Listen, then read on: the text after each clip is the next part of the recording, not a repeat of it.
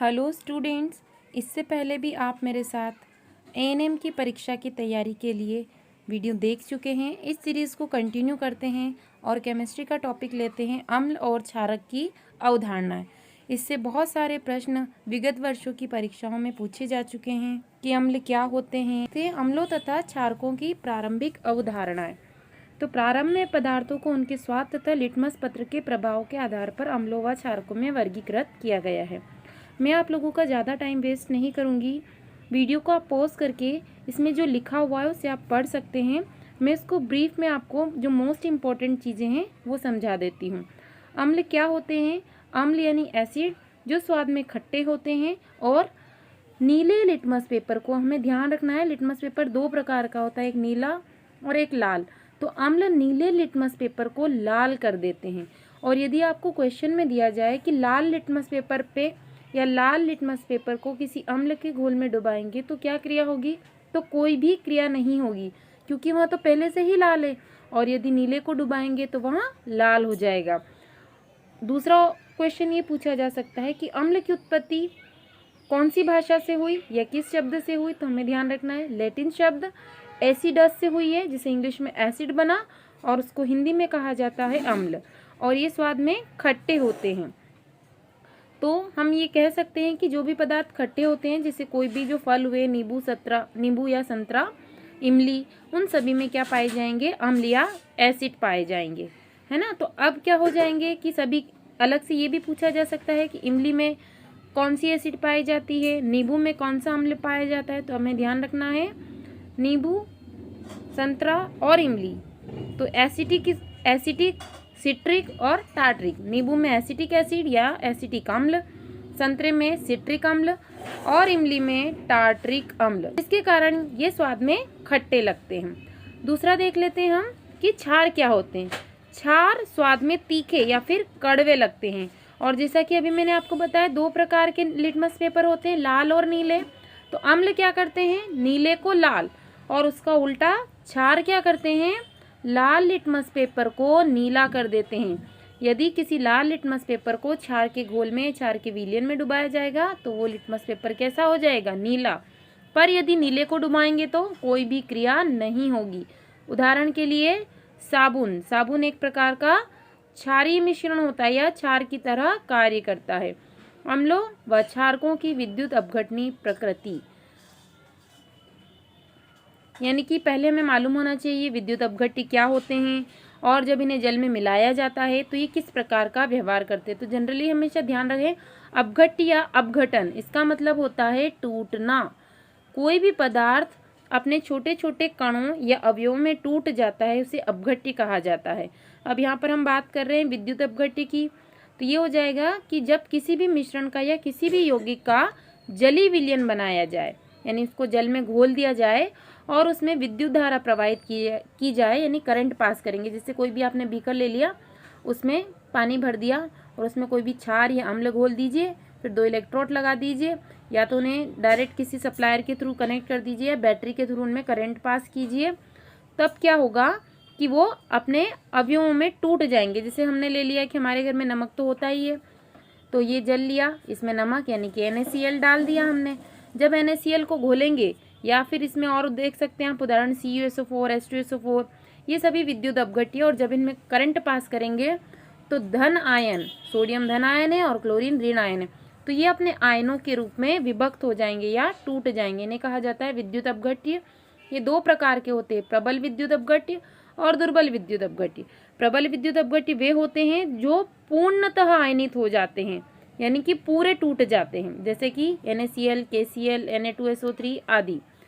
दूसरा है दुर्बल विद्युत अपघट्य, जो पूर्णतः आयनित नहीं होते हैं, यानी पूरी तरह से नहीं टूटते हैं, पूरी तरह से अपने आयनों में विभक्त नहीं होते हैं। इन्हें कहा जाता है दुर्बल विद्युत अपघट्य।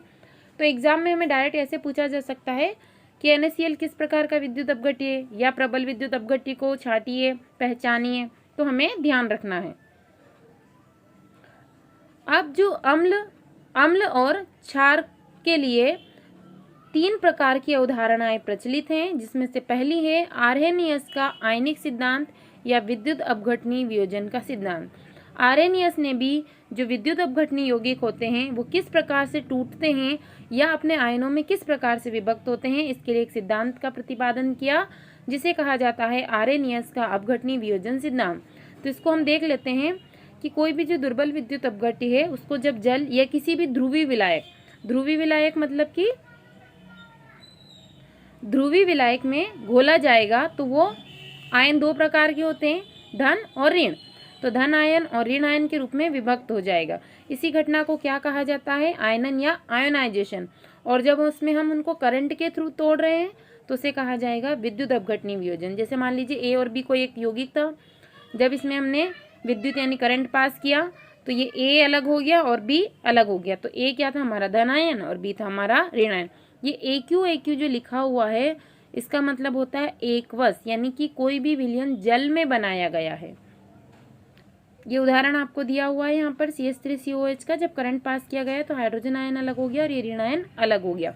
क्योंकि ये एक उत्क्रमणीय प्रक्रिया है, यानी कि ये आयन टूट गए हैं और वापस से ये प्रक्रिया पुनः इसी दिशा में क्रियान्वित हो जाएगी और फिर से बन जाएगा CH3COOH, यानी आगे और पीछे दोनों जगह ये प्रक्रिया चल सकती है। और इनके बीच में एक साम्य स्थापित हो गया कि आप करंट को रोक देंगे तो वापस से CH3COH बन जाएगा और करंट पास करेंगे तो वापस से आयनों में विभक्त हो जाएगा। हमेशा हमें ध्यान रखना है कि जब भी इलेक्ट्रिसिटी या करंट को पास किया जाता है तो जो आयन होते हैं वो आवेशित इलेक्ट्रॉनों की ओर गमन करते हैं। यानी कि हमने पढ़ा है कि किसी भी बीकर में कैथोड और एनोड दो लगाए जाते हैं। अब इन पे आपने देखा होगा कि प्लस और माइनस लिखा होता है, प्लस और माइनस। तो जो आयन होते हैं वो हमेशा विपरीत चार्ज वाले इलेक्ट्रोड की ओर गति करते हैं। यानी जो जिस पे धन आवेश होगा उस ओर ऋण आयन जाएंगे और जिस पे ऋण आवेश होगा उस ओर धन आयन जाएंगे। तो इसी को कहा जाता है जब वो अपने आयनों के रूप में वियोजित हो जाते हैं, टूट जाते हैं, तो आयनन या वियोजन की मात्रा, जितनी मात्रा वियोजित हुई है उसको वियोजन की मात्रा कहा जाता है।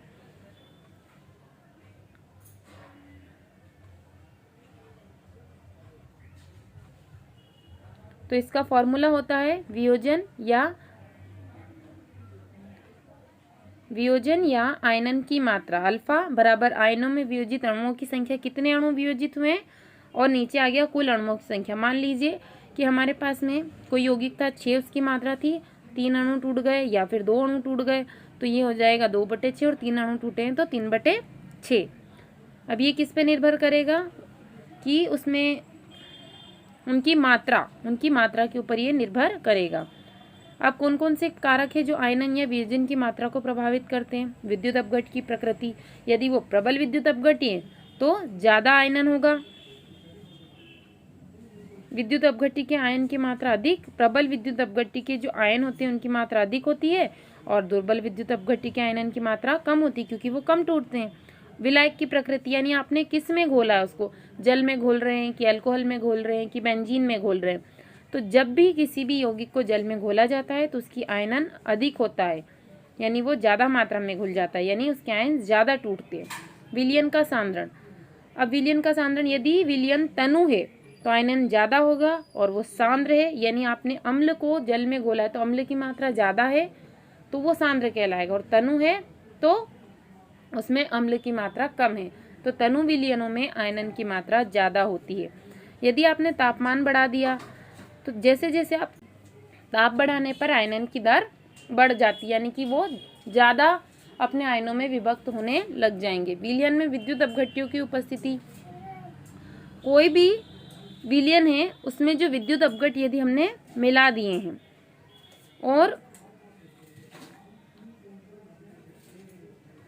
यदि उनका आयन दुर्बल विद्युत अपघट्य के जैसा है तो उसकी आयनन क्षमता घट जाएगी।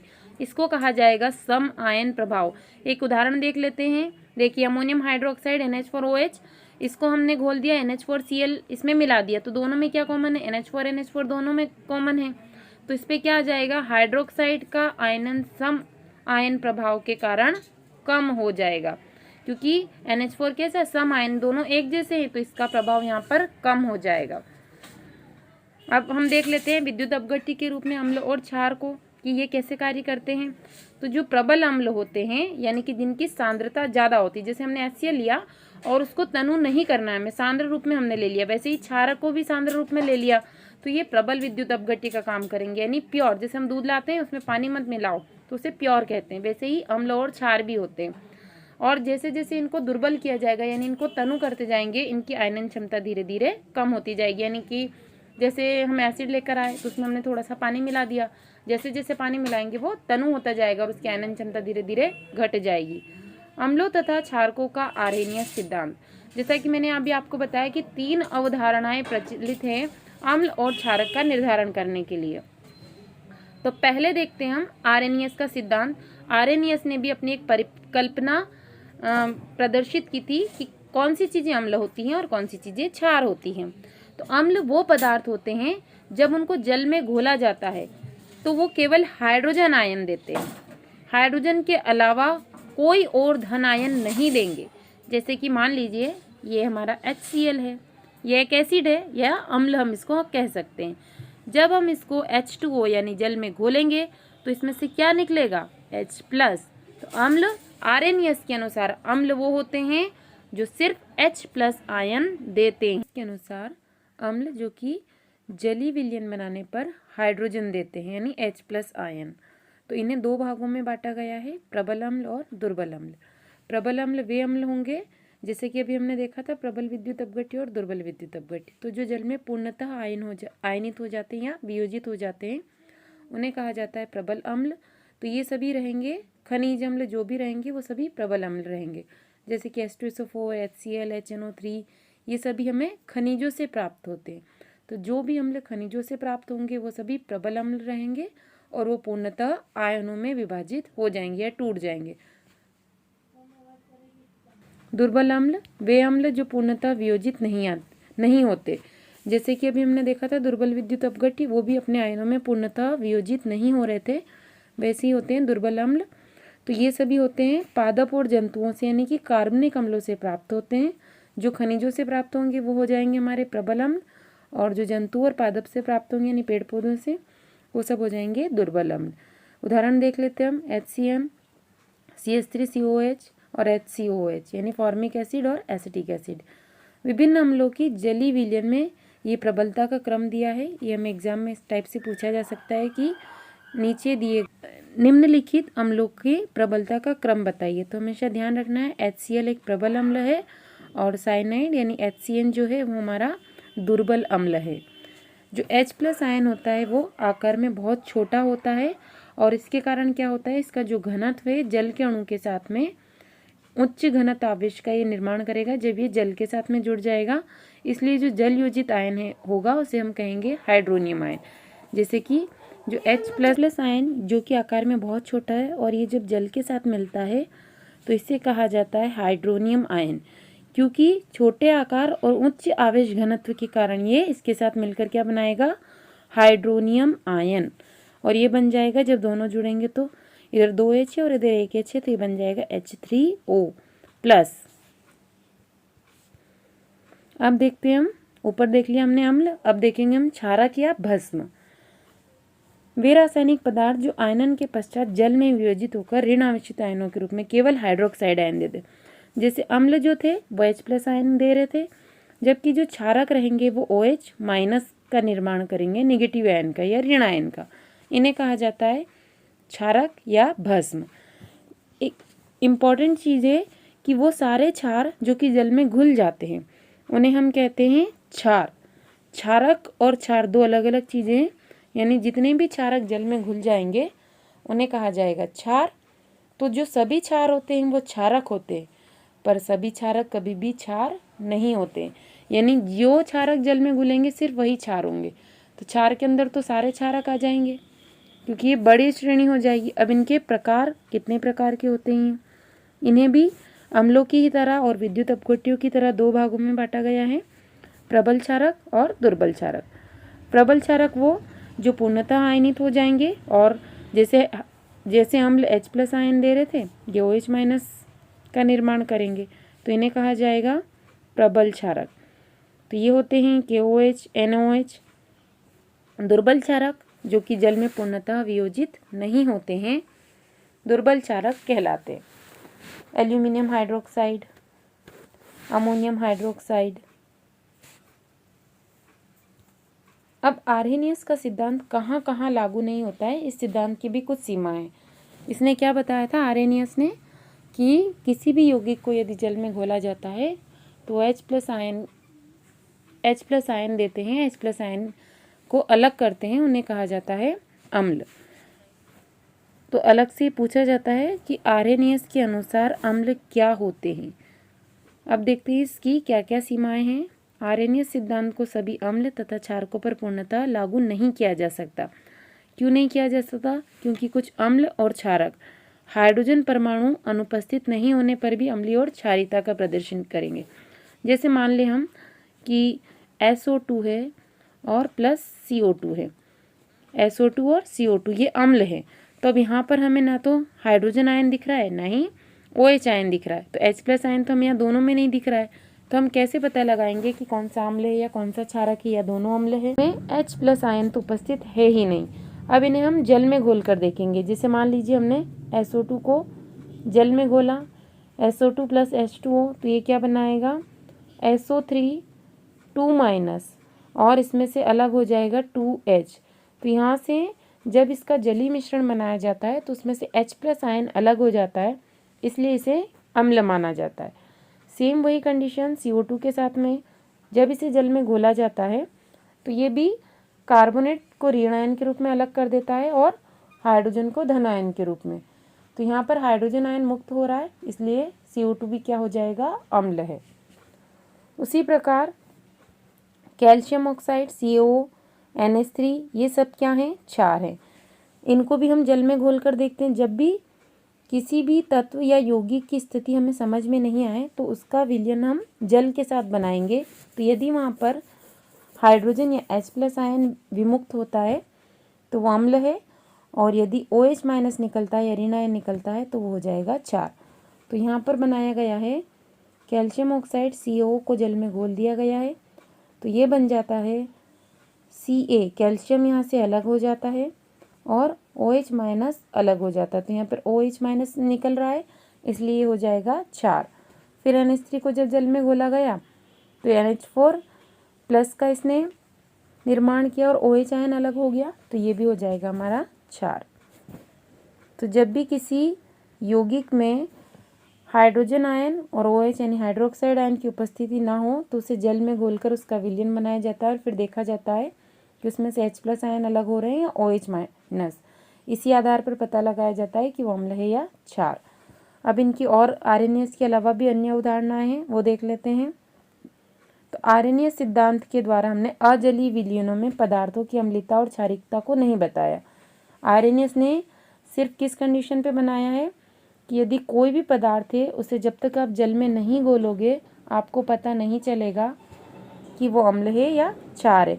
तो इसमें इस सिद्धांत की कमी थी कि यदि आपने उसका विलयन जल के साथ नहीं बनाया तब आप कैसे स्पष्ट करेंगे कि दिया गया पदार्थ अम्ल है या क्षार है।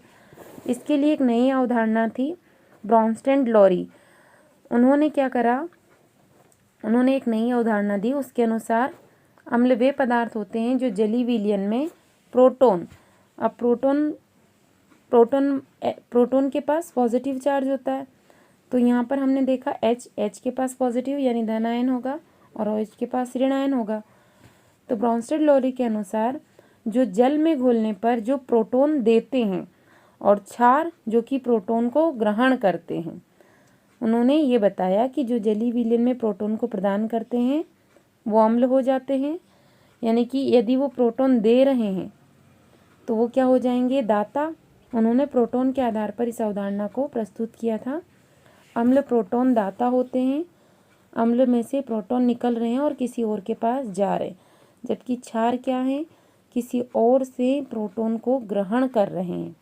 और इस सिद्धांत को प्रोटॉन के आधार पर प्रोटॉन विनिमय सिद्धांत भी कहा जाता है। तो अम्ल प्रोटॉन दाता हैं और क्षार प्रोटॉन ग्राही हैं।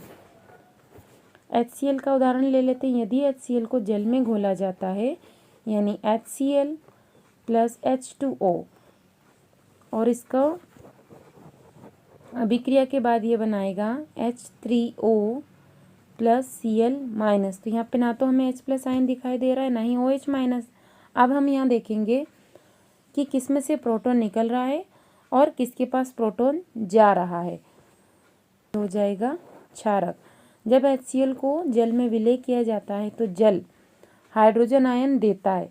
इसके पास में ये क्या है, H और O, यानी 2 H है इसके पास में, HO, और यहाँ पर बन गया H3O, तो एक H यहाँ से इसमें गया है।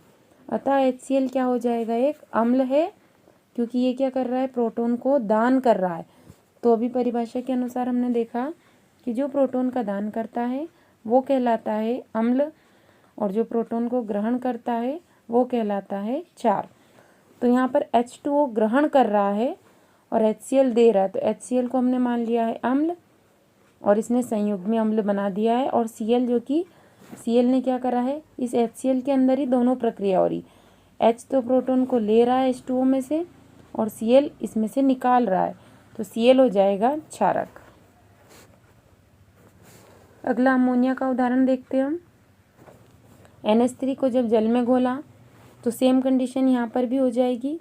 इसमें से ये प्रोटॉन को ले रहा है, इसलिए इस पर क्या आ गया है,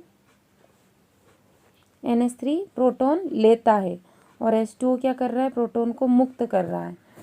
तो जब NH3 को H2O में विलय किया जाता हो तो H2O से जो हाइड्रोजन आयन है उसको ग्रहण कर लेता है, कौन, NH3। NH3 से ये हो जाएगा NH4, तो NH3 क्या हो जाएगा, एक क्षार, क्योंकि जो क्षार होते हैं वो प्रोटॉन के ग्राही होते हैं। एक H इसमें से इसके पास आ गया, इसलिए NH4 हो गया हमारा क्षार। और उदाहरण देख लेते हैं हम, जैसे कि हमें यहाँ पर फिनॉल का उदाहरण दिया है, C6H5OH, ये एक अम्ल है। C5H5N, ये क्या है, एक क्षार है। इनमें अम्ल क्षारक युग्म। ब्रॉन्स्टेड और लॉरी के अनुसार किसी अम्ल में से एक प्रोटॉन निकलने के बाद जो भाग शेष बचेगा उसे कहा जाता है संयुग्मी क्षार या कंजुगेट बेस, क्योंकि क्षार क्या कर रहे हैं, प्रोटॉन को ले रहे हैं। और जब किसी अम्ल में से एक प्रोटॉन निकल जाएगा तो वो जो बचा हुआ भाग रहेगा उसे कहा जाता है संयुग्मी क्षार। और जब कोई क्षार में एक प्रोटॉन जुड़ जाएगा और उसके बाद जो भी पदार्थ वो बनेगा उसे कहा जाएगा संयुग्मी अम्ल। यानी जो क्षार था उसमें प्रोटॉन जुड़ने के बाद वो अम्ल बन जाएगा, और जो अम्ल था प्रोटॉन निकलने के बाद वो क्षार बन जाएगा। अम्ल और क्षार जिनमें सिर्फ एक प्रोटॉन का अंतर होता है, यानी H+ का, तो उन्हें कहा जाता है संयुग्मी युग्म। उदाहरण देख लेते हैं। अम्ल, यदि उसमें H+ जोड़ दिया तो वो क्षार बन गया। अम्ल और क्षार दोनों एक साथ थे तो क्षार अम्ल बन जाएगा और अम्ल क्षार बन जाएगा। ये उदाहरण ले लिया है हमने यहाँ पर। NH4+ एक अम्ल है, क्यों, क्योंकि ये प्रोटॉन को दे रहा है।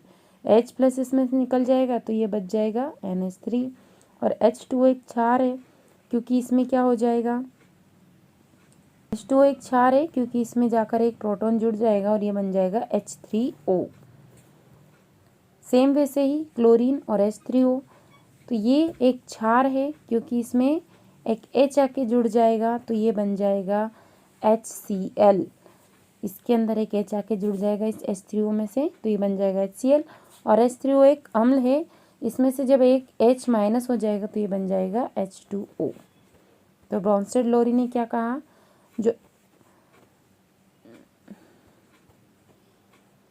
जो H+ आयन देते हैं वो अम्ल हैं, जो लेते हैं वो क्षार हैं।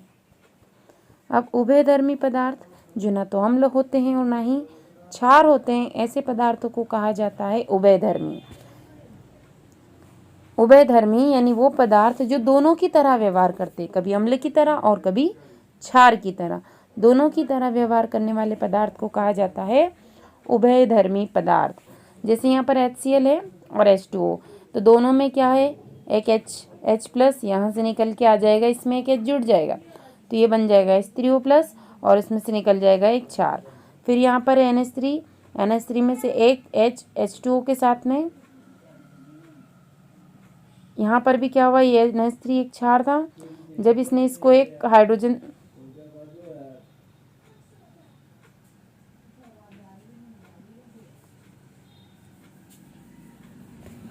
NH3, उसको विलयन बनाया हमने जल के साथ, इसमें भी एक H+ का अंतर था। ये हो गया NH4+ और OH-। तो इन दोनों उदाहरण में क्या है,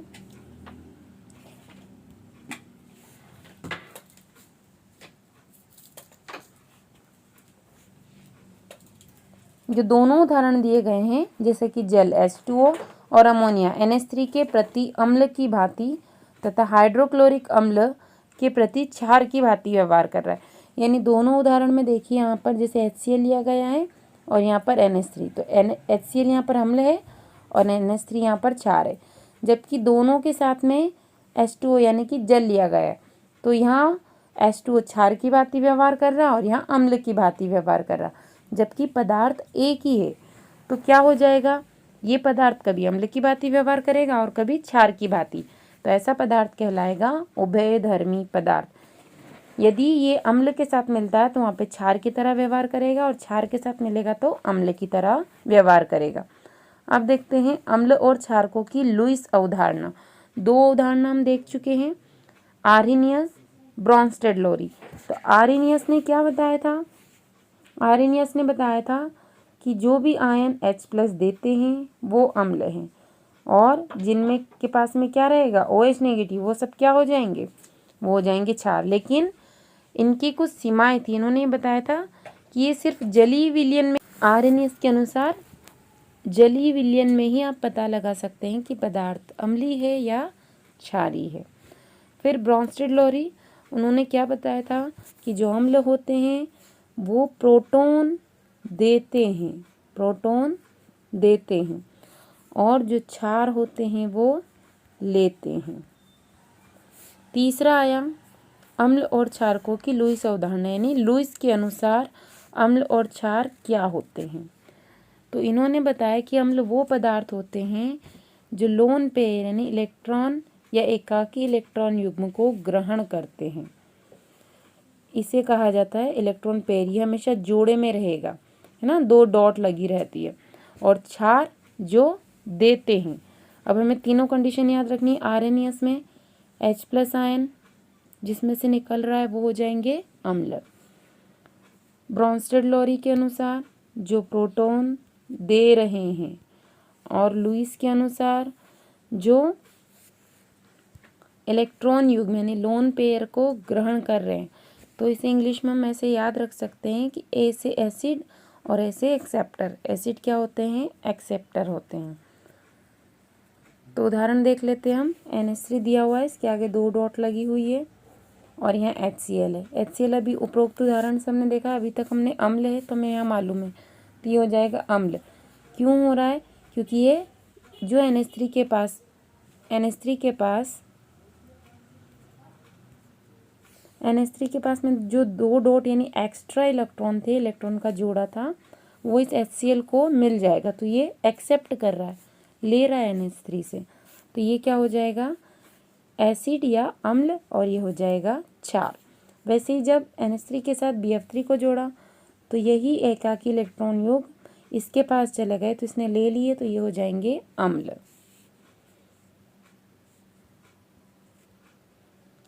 लुईस अम्ल BF3 AlCl3 Cu+, ये सब इसकी सीरीज दी हुई है अम्ल और क्षार की। जिसके जितने ज़्यादा डॉट होंगे उतनी उसकी ज़्यादा क्षारीयता होगी। अब इनके गुण देख लेते हैं, अम्लों के क्या क्या गुण होते हैं। जैसा कि अभी हमने स्टार्टिंग में पढ़ा था कि अम्ल स्वाद में खट्टे होते हैं और जल में घुल जाते हैं। अब जल में भी ये 2 टाइप से घुलते हैं, जिनकी विलेयता ज़्यादा होगी वो प्रबल, और जिनकी विलेयता कम होगी या जो आयनों में कम विभक्त होंगे वो दुर्बल। अम्ल क्या करते हैं, नीले लिटमस पेपर को लाल कर देते हैं, पर यदि लाल लिटमस पेपर पे ही प्रयोग किया जाए तो उसमें कोई भी चेंजेस नहीं होगा, क्योंकि वो लाल ही रहेगा। अम्लों की प्रकृति संक्षारक होती है, यानी कि कपड़ा, लकड़ी, कागज, त्वचा, इनकी वजह से क्या हो जाते हैं, नष्ट हो जाते हैं। यदि किसी पर भी अम्ल गिर जाए तो धीरे धीरे उनका संक्षारण होने लगता है। ये बहुत सारी धातु जैसे जिंक, सोडियम, मैग्नीशियम, इनसे जब क्रिया करते हैं तो हाइड्रोजन गैस विमुक्त करते हैं। हमने लैब में कभी आपने कभी लैब में प्रैक्टिकल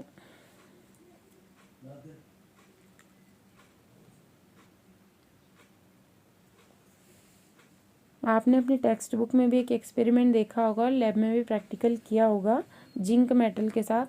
जब उसमें HCl डाला जाता है तो हाइड्रोजन गैस बुलबुलों के रूप में बाहर निकलती है।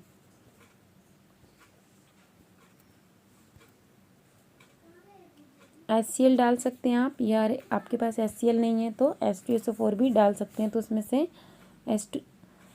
H2 गैस बाहर निकलेगी और वो मेटल सल्फेट बनाएगी। यदि जैसे जिंक लिया है तो जिंक सल्फेट का निर्माण हो जाएगा। और यदि इस गैस के पास माचिस की जलती हुई तिल्ली ले जाएंगे उस टेस्ट ट्यूब के मुंह के ऊपर, तो उसमें से एक पॉप की ध्वनि भी निकलेगी। यानी हम कह सकते हैं कि जब हाइड्रोजन गैस को जलाया जाता है तो पॉप की ध्वनि के साथ ये जलती है। जो अम्ल होते हैं या धातु ऑक्साइड से क्रिया करके वो उनके प्रभाव को नष्ट कर देते हैं। अम्ल क्षारक या धातु ऑक्साइडों से क्रिया करके उनके प्रभाव को नष्ट कर देते हैं और ये क्या बनाएंगे, जल व लवण का निर्माण करते हैं, जैसे जब अम्ल और क्षारक की क्रिया करवाई जाती है, और इसे कहा जाता है उदासीनीकरण की अभिक्रिया। इसके लिए आपने देखा होगा कि जब कभी भी एसिडिटी की प्रॉब्लम हो जाती है तो उस टाइम पे इनो या गैसोफॉस्ट लिया जाता है, तो ये सभी उदासीनीकरण का ही काम करते हैं। धातु ऑक्साइड एवं अम्ल के बीच होने वाली सामान्य अभिक्रिया को हम कैसे लिख सकते हैं कि जैसे धातु ऑक्साइड और अम्ल, तो ये दोनों मिलकर क्या बनाएंगे, लवण और जल। अब यदि किसी भी अम्ल को जल में घोला जा रहा है तो उसमें से हमेशा ऊष्मा उत्पन्न होगी, यानी कि विलयन के ताप में वृद्धि हो जाएगी और ये मान जो होता है उस जल में विलय करने वाले उस अम्ल की प्रकृति पर निर्भर करेगा।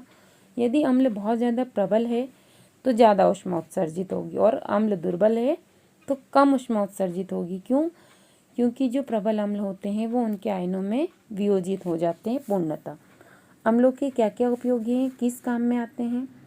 सल्फ्यूरिक अम्ल ये लेड बैटरियों में, पेट्रोलियम उद्योग में, प्लास्टिक, कृत्रिम रेशे बनाने में और उर्वरकों के निर्माण में। नाइट्रिक अम्ल यानी HNO3 सोने और चांदी के शोधन में, उर्वरक, औषधि और विस्फोटक बनाने में। नाइट्रिक अम्ल को शोरे का अम्ल भी कहा जाता है। ये ऑब्जेक्टिव के फॉर्म में पूछा जा सकता है कि किस अम्ल को शोरे का अम्ल कहा जाता है, तो HNO3 या नाइट्रिक अम्ल को, क्योंकि उसके अंदर शोरा यानी KNO3 से बनाया जाता है। HNO3 को KNO3 की मदद से बनाया जाता है। हाइड्रोक्लोरिक अम्ल या HCl वस्त्र निर्माण में या वस्त्रों उद्योग में कपड़ा रंगने के लिए, कलाई से पूर्व लोहे की चादरों को साफ करने के लिए, कलाई यानी कलर करने से पूर्व। अब क्षारक के सामान्य गुण देख लेते हैं। क्षारक भी जल में विलय होते हैं। अम्ल जो कि स्वाद में खट्टे होते हैं और क्षार तीखे और कड़वे होते हैं। जैसे अम्ल नीले लिटमस पेपर को लाल कर देते हैं, उसके विपरीत क्षार लाल लिटमस पेपर को नीला कर देते हैं। परंतु यही प्रयोग यदि नीले लिटमस पेपर के साथ किया जाए तो कोई भी क्रिया नहीं होगी। जब क्षारकों को स्पर्श किया जाता है तो वो साबुन के जैसे चिकने लगते हैं, क्योंकि साबुन भी क्षारीय प्रकृति का होता है। वसा और तेलों के साथ क्षार अभिक्रिया करके साबुन और ग्लिसरॉल का निर्माण करते हैं। अम्लों के समान क्षारकों की प्रवृत्ति भी संक्षारक होती है, परंतु ये प्रवृत्ति अम्लों से कम होती है। यानी कपड़े के साथ या किसी भी धातु के साथ अम्लों की क्रिया करवाई जाए तो ज़्यादा तेजी से संक्षारण होगा क्षारों की तुलना में। क्षार और अम्ल की क्रिया करवाएंगे तो वही उदासीनीकरण की क्रिया होगी, यानी एक दूसरे के प्रभाव को वो नष्ट कर देंगे। जब प्रबल क्षारकों को जल में घोला जाता है, विलय किया जाता है, तो ये पूर्णतः आयनित हो जाते हैं और जो दुर्बल क्षारक होते हैं वो कम आयनित होते हैं। कुछ क्षारक ऐसे होते हैं जिन्हें गर्म करने पर क्षारीय ऑक्साइड और जल में वो विघटित हो जाते हैं, जैसे कि मैग्नीशियम हाइड्रोक्साइड। जब इन्हें गर्म किया जाएगा तो जल अलग हो जाएगा और मैग्नीशियम ऑक्साइड अलग हो जाएगा। इनके उपयोग एल्यूमिनियम हाइड्रोक्साइड, इनका उपयोग वस्त्र और प्रति अम्ल यानी एंटासिड बनाने में उपयोग किया जाता है। एंटासिड यानी कि जो कि एसिड के प्रभाव को नष्ट कर दे या कम कर दे। अमोनियम हाइड्रोक्साइड क्लींजिंग एजेंट है ये, और अमोनिया लवण बनाने में इसका उपयोग होता है। सोडियम हाइड्रोक्साइड साबुन बनाने में, धावन पाउडर यानी कपड़े धोने का जो पाउडर बनाने में, रेयन के निर्माण में, कागज और लुगदी के निर्माण के उद्योग में, उनकी सफाई करने में, कैल्शियम हाइड्रोक्साइड चमड़ा उद्योग में, खारे जल को मृदु बनाने में, ब्लीचिंग पाउडर आदि बनाने में इसका निर्माण किया जाता है। आज के वीडियो में इतना ही। यदि आपको वीडियो अच्छा लगा हो तो चैनल को सब्सक्राइब कीजिए। Thank you so much.